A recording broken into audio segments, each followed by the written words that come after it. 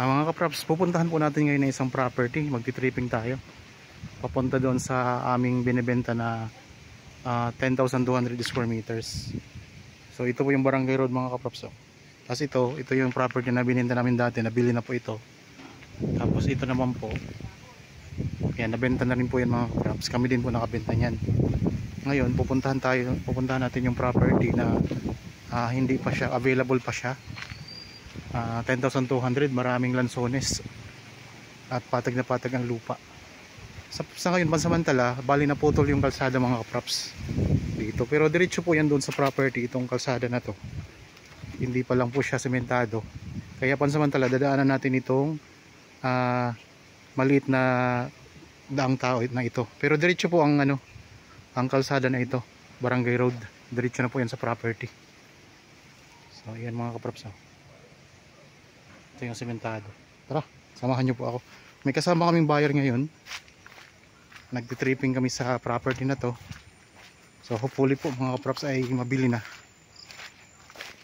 Napakalapit lang naman po sa sementadong Barangay Road ng property.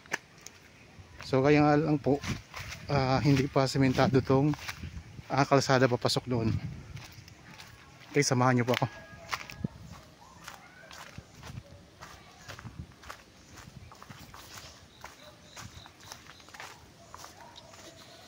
Sa mga viewers ngayon na may mga property gustong ibenta na wala pang buyer mga kaprops, pwede nyo po kaming tawagan, kontakin para makuha na namin ng video ang inyong property at maisama natin dito sa YouTube channel ko, ma-feature natin.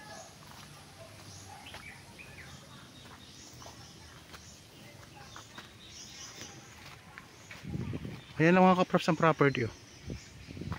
So, puntahan natin para makita natin yung mga tanim.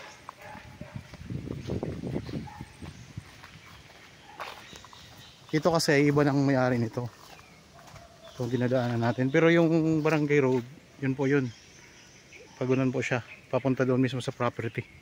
Maging dikit na kayo ng kalsada.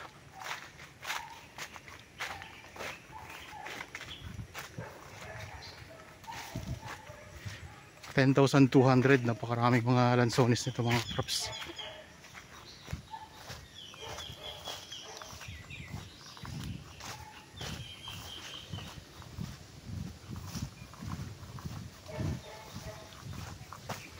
May bakod na rin siya sa palibot.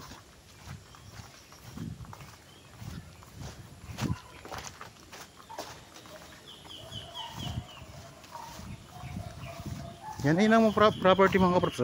Ayan. Ayan, may mga poste na po siya na semento.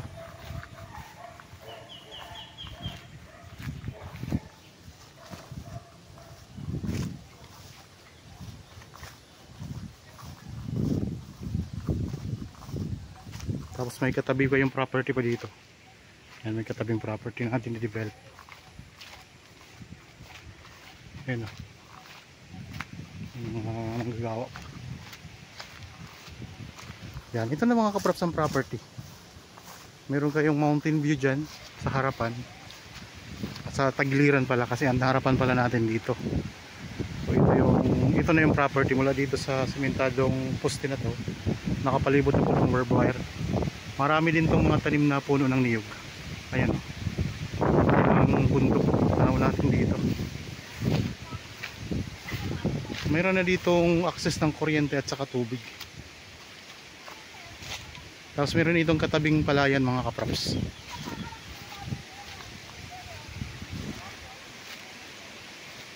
Daming lansones ito. Diretso po yan papunta doon. Daming lansones niyan. Puntahan natin muna ang yung gilid ng property. Ito yung view.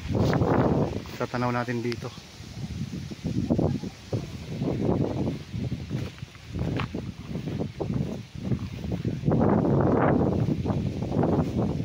Ayan po ang buyer natin kasama mga kaprops.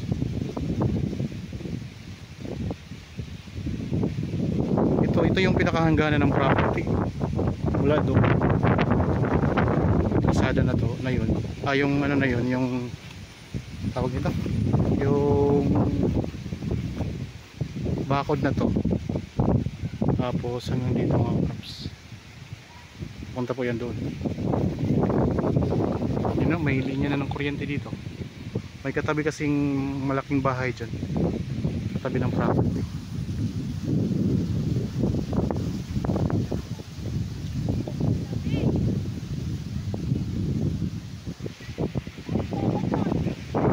Ito yung bundok na harap ng sa gilid ng property na view. Tapos ito palayan po ito mga kapraps dati oh. Ngayon ay hindi na tinamnan ng ano, pinatuyo na yung lupa. Baka gagawin na rin ano, tatayuan na rin ng bahay. Ayan. Ikot tayo dito sa loob ng property.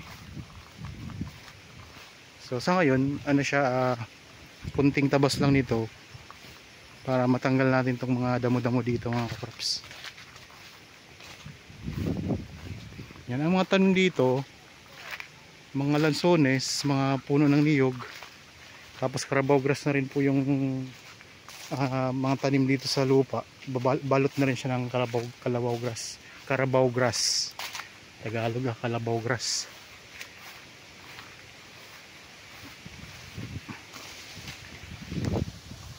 Ang sukat ay 10,200 square meters o mahigit 1 hektarya lamang mga kaprops. At saka ang mura lang ang presyo nito. Sa ngayon ito yung pinakamura kong property na binibenta dito sa bayan ng Pila.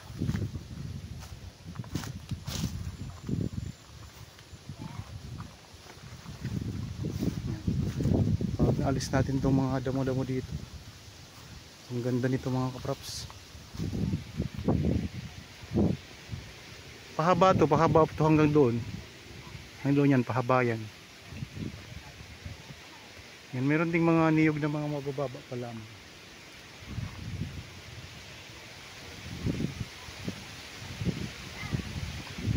Ito yung i-feature ko na sa channel mga kaprops. So naka-vlog na po ito. So kada punta kasi namin na nagti-tripping kami ay inuulit ko siya pag video para hindi sayang yung pagpunta ko. Meron akong may upload na bagong video mga kaprops. Kahit ano siya na property, yung pa rin property na yun. Tingnan nyo yung mga kapitbahay nyo dito. Ayan. So kung sakaling mabili nyo itong mga kaprops ang property, may kapitbahay na kayo natin ha.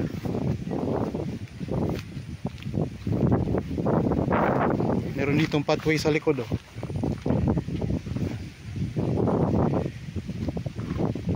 Ito gate ng kapitbahay niyo. Ang ganda no. May alaga pong baka. Ayun, may palayan doon. Kasi ito yung boundary ng property ito. Tapos din na to. Diretso po yan doon mga props. Ibig sabihin may na kayo dito, may maganda na kayong bako dito. Kasi ito na yung property, ito yung katabi yung property. Kasi ito yung property na binibenta natin.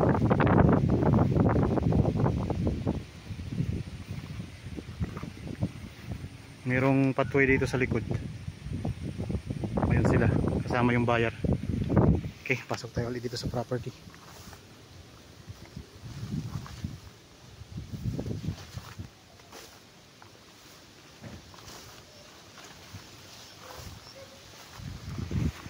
Ang distansya nito sa bayan ng o town proper ng Pila ay nasa lang, mga 7 to 8 minutes drive o 7 to 8 minutes travel time. Malapit lang.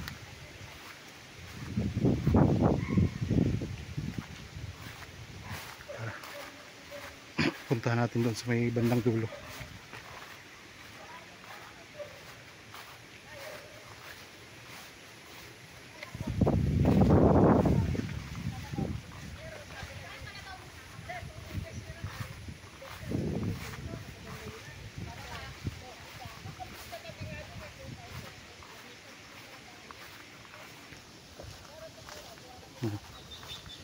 Ito mga anong itsura niya sa loob.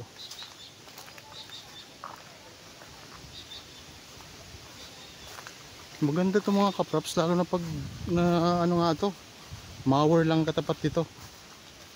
Kunting tanggal lang ng mga damo-damo dito.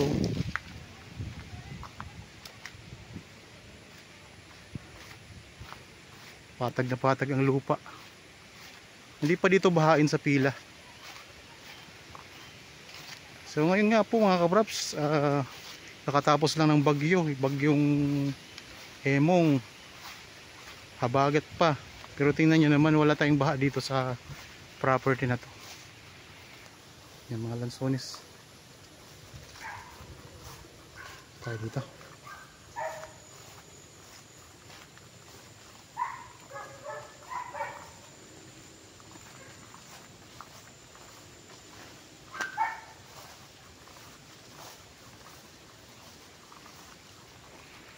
Yan, ang daming lansones oh. Puro lansones yan mga kaprops oh. Mga niyog. So niyog at lansones ang tanim ng property na to.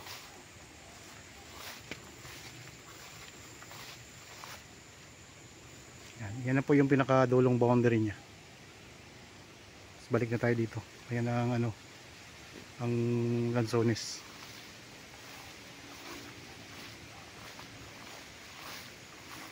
Dito lang tayo sa kabila.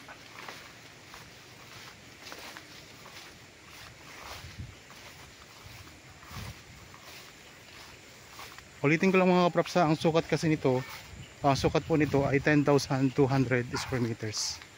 Mahigit isang hektarya. Isang farm lot na maraming tanim na lansones at mga niyog sa bayan po ng Pila, Laguna. Napakalapit lang po sa town proper. 7 to 8 minutes travel time. Yan, kung interested din po kayo, gusto niyo makita ito at available pa, kontakin nyo lang po kami sa mga contact details na nandyan sa inyong mga screen.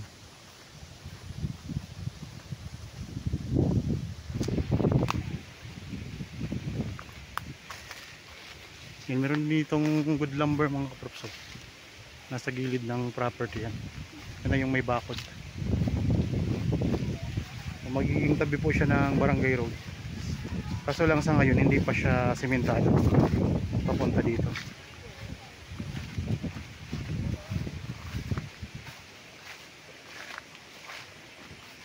Meron ng bakod mga kaprops. Ang babakuran nyo na lang itong part na lang na ito. Yan sa may gilid. Kasi dito may bakod na. Ito yung maging harapan ninyo eh. So meron lang tayong ano dito bakante na kasi dinadaanan ito. So yan. So ang babakuran nyo na lang ito kasi may bakod na papunta doon. Paikot. Tapos ang babakuran na lang natin ito na lang po mga kaprops dito. Pag anong tas doon sa gilid yung kaharap ay mountain views yun no? Kasi wala pang bakod doon. Nasira na kasi yung dating bakod na barbed wire. Okay, maraming salamat po sa inyong panonood mga kaprops. God bless po, palagi po tayong mag-iingat. Yan, manood lang po kayo dyan. Marami kayong mapagpipilian pa sa aking mga property na nakapost. God bless po.